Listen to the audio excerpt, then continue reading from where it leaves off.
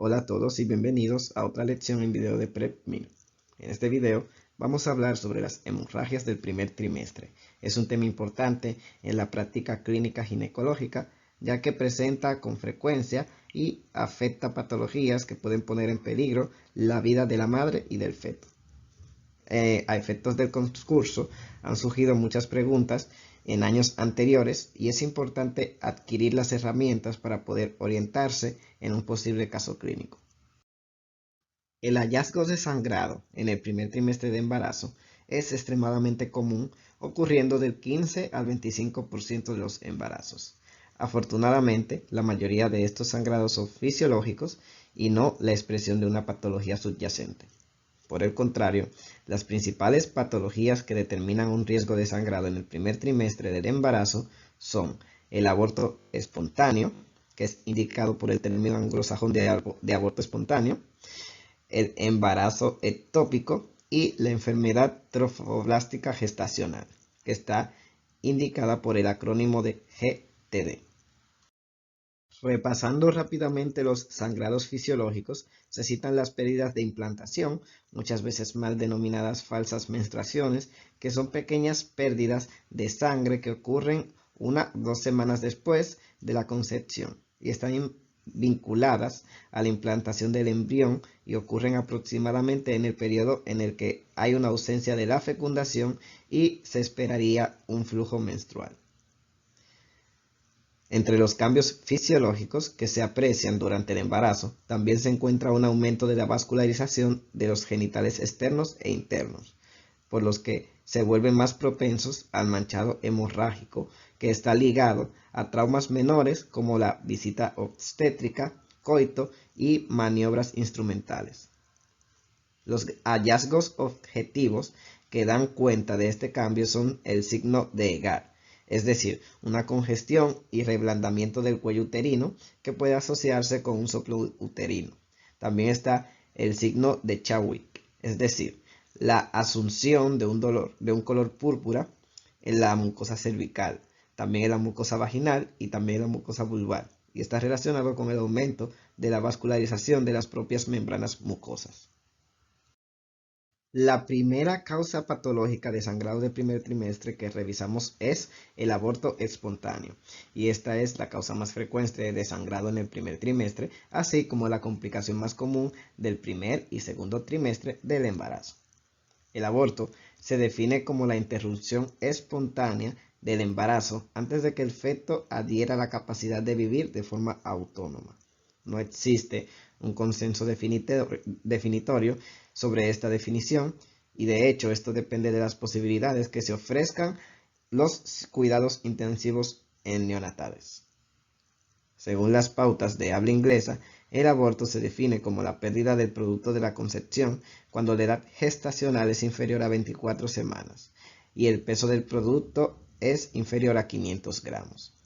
Para la Organización Mundial de la Salud, el aborto se define como la terminación del embarazo antes de las 22 semanas, es decir, cuando los alvéolos comienzan a desarrollarse, y un peso del producto de la concepción de menor de 500 gramos, o una longitud del producto de la concepción menor a 25 centímetros.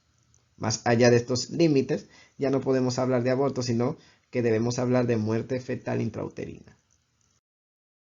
El aborto se puede clasificar según diferentes criterios. Se puede clasificar en función de la edad gestacional en aborto precoz, si se produce antes de las 12 semanas, que es por cierto el caso más frecuente, y si se produce entre la semana 3 y 24 es el aborto tardío.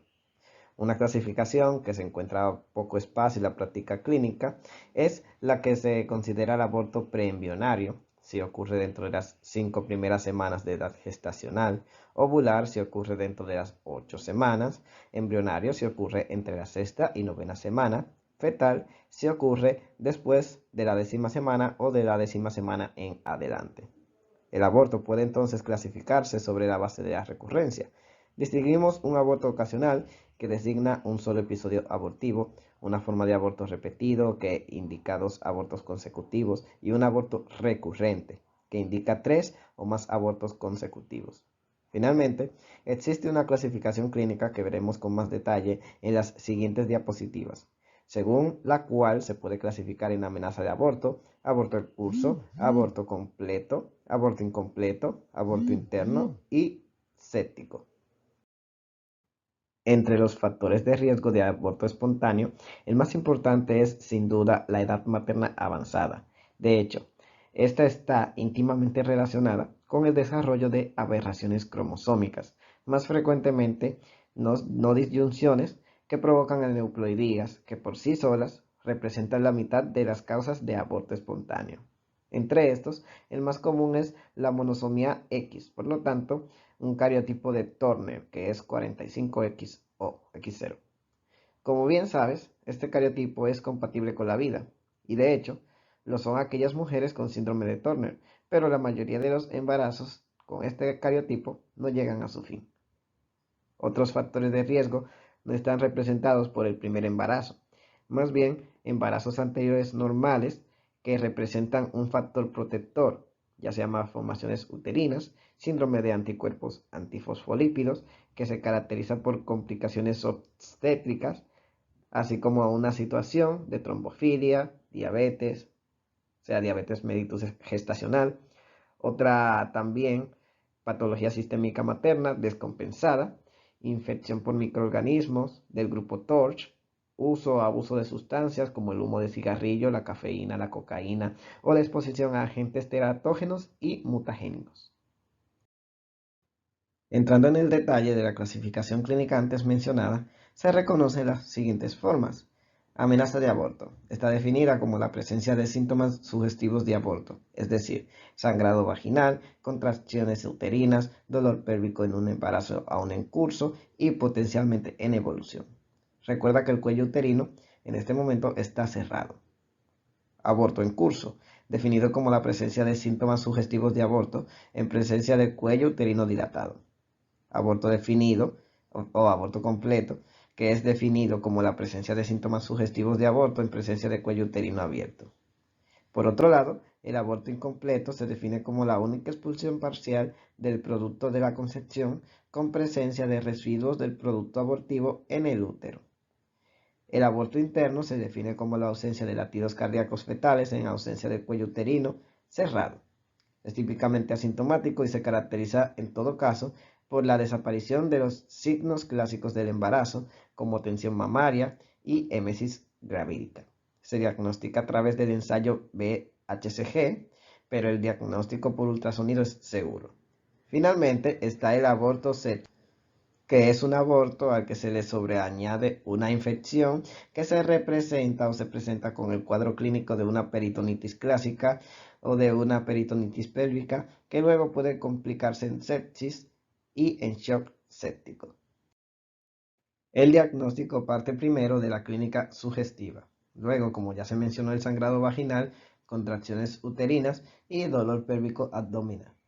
Presta atención, porque el aborto interno muchas veces puede ser asintomático. Beta-HCG en el embarazo de desarrollo normal puede duplicarse cada 48 a 72 horas. En este caso no se duplica ni se disminuye la beta-HCG. Es un marcador muy sensible, pero no es específico. El estándar de oro del diagnóstico está representado por la ecografía, que permite evaluar a través del aborto si hay residuos de material abortivo y, por lo tanto, si el aborto es completo o incompleto. Los criterios para el diagnóstico de aborto son los siguientes. El hallazgo de una cámara ovular con un diámetro mayor a 16 milímetros que permanece inalterada después de 7 días o con un diámetro mayor a 10 milímetros sin polo embrionario. El hallazgo de un embrión con una CRL superior a 5 milímetros es ausencia de latido fetal o fallo del crecimiento embriofetal de 7 días. En cuanto a la terapia, ante la amenaza de aborto no hay mucho que se pueda hacer desde el punto de vista médico. La mujer en observación es hospitalizada y se administra terapia con progestágenos, aunque ésta se caracterice por una baja eficacia. Donde se encuentra un aborto inevitable o en curso, generalmente se mantiene una actitud expectativa, ya que en la mayoría de los casos la situación se resuelve con un aborto espontáneo completo.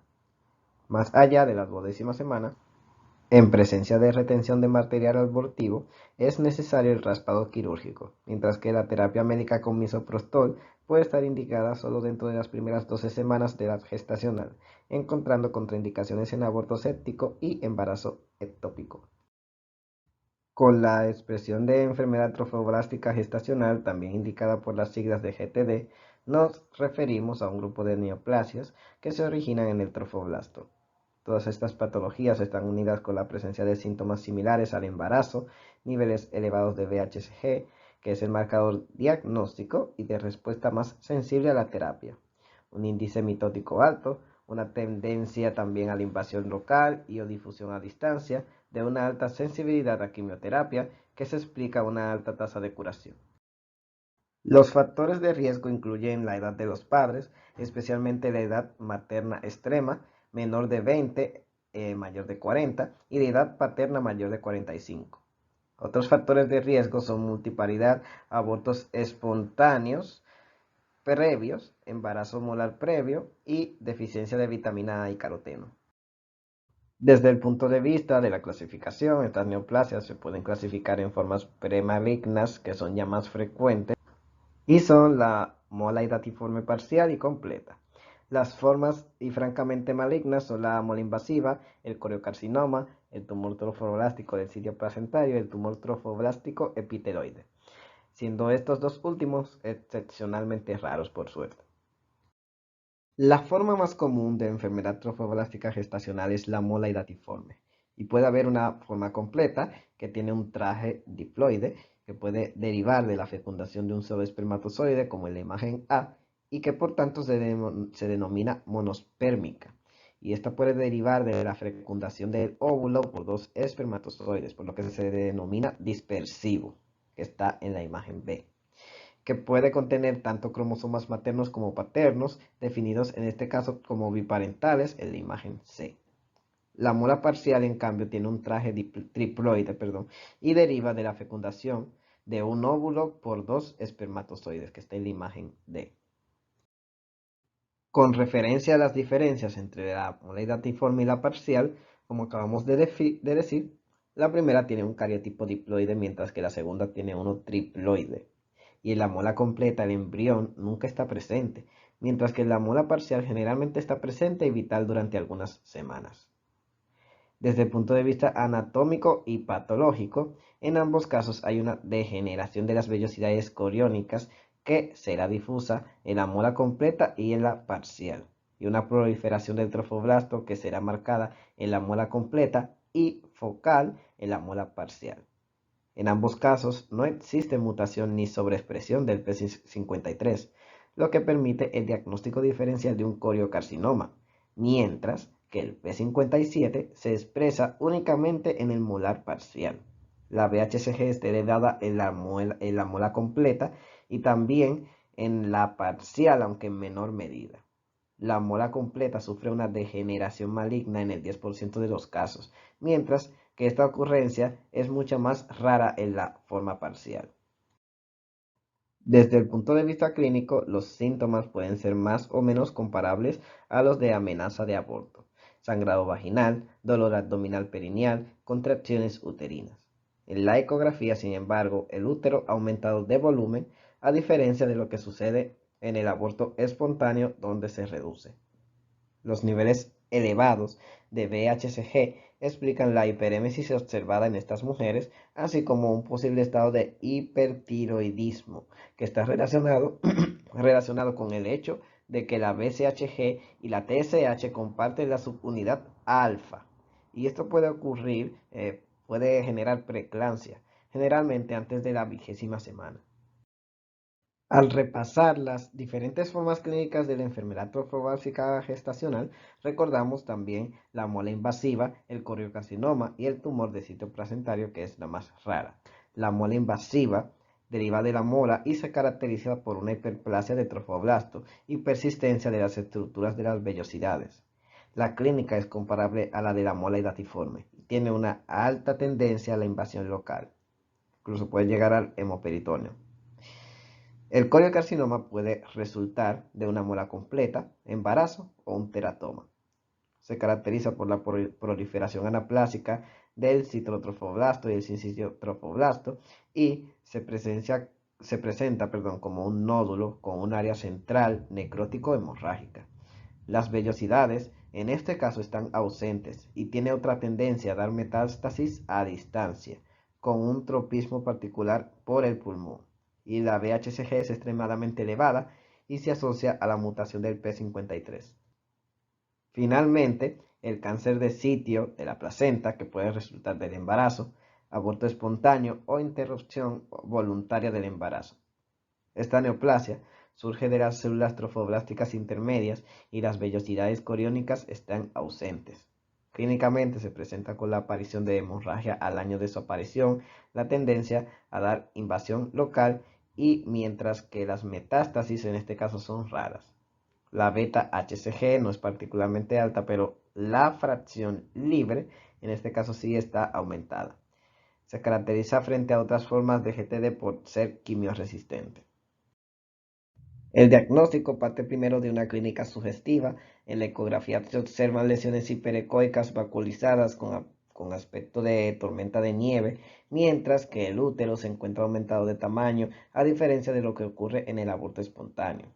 La beta HCG es extremadamente alta y este es el marcador más sensible, aunque no es el más específico. Pero el diagnóstico de certeza, recordemos, siempre es histológico. El tratamiento se basa principalmente en el vaciado de la cavidad uterina mediante histerosucción o revisión de la cavidad uterina.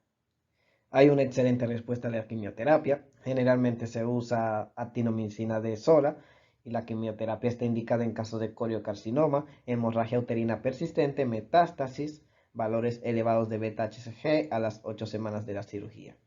La histerectomía se reserva para mujeres perimenopáusicas. La tercera y última causa de hemorragia del primer trimestre de la que vamos a hablar, es el embarazo ectópico, que se define como una condición en la que la implantación del óvulo fecundado se produce en un lugar diferente al fisiológico, y a menudo el término se usa incorrectamente como sinónimo de embarazo ectópico, que es el GEU, pero aunque rara vez el embrión puede implantarse en un sitio uterino ectópico. Esta condición complica el 1 o el 2% de los embarazos y es la principal causa de mortalidad materna en el primer trimestre. Sin duda, el sitio más frecuente es el embarazo tubárico, o sea, de las trompas de falopio, y dentro de este el sitio más frecuente es el ampular. Los sitios ísmico, febral e intersticial son más raros. Extremadamente raros son en el embarazo ectópico abdominal y uterino, que puede ser cervical también, cornual, y puede ocurrir sobre la cicatriz de una cesárea anterior. Y en este caso hablamos de embarazo cicatrizante. Entonces tenemos los principales factores de riesgo, que son anomalías de la anatomía tubárica, por tanto de la presencia de sinequias, cirugía pélvica o tubárica previa, anomalías congénitas de la trompa de falopio o el óvulo. También una EIP previa, que puede determinar un obstáculo mecánico al tránsito ovular por los desenlaces de la inflamación, endometriosis ovárica, embarazo obtenido por una procreación médicamente asistida, espirales medicadas que interfieren con la migración ovular, humo que interfiere con el correcto funcionamiento de los cilios tubáricos y otras razones más. En referencia a la presentación clínica del embarazo ectópico, puede ocurrir un retraso menstrual y manchado de sangre vaginal. A la objetividad, el dolor en la fosa ilática y posiblemente la presencia de masa dolorosa en la zona anexial. El útero es de pequeño tamaño, a diferencia de lo que ocurre en la enfermedad trofoblástica gestacional. El trofoblasto puede erosionar los vasos tubáricos y conducir a la acumulación de sangre en la trompa, luego en la hemosalpinge, y la ruptura de las trompas puede provocar un hemoperitoneo o hematocele debido a la acumulación de sangre en la fosa de Douglas.